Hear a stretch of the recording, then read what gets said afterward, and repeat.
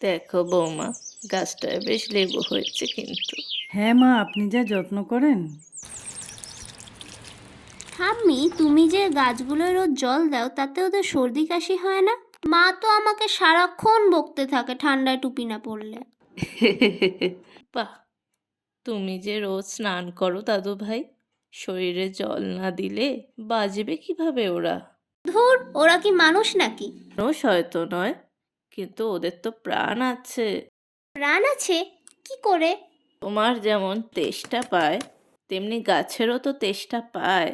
যে আমি জল দিলাম, এই জলটা এখন শিকড়ের মধ্যে দিয়ে টেনে সারা শরীরে ছড়িয়ে যাবে। সেই জল পেলেই পাতা সবুজ হবে। ওরে বাবা, এত কিছু! আজ থেকে আমিও তোমার সাথেই জল দেব।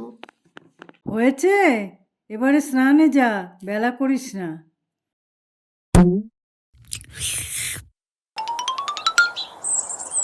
এবার মাকে বলে দিই। এই দিদি, বলিস না রে, আমি তোকে একটা লজেন্স দেব, কেমন? ঠিক আছে, বলবো না।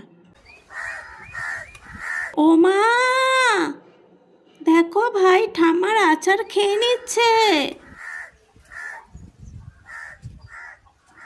দাঁড়া, আমি আসছি, ওর হচ্ছে।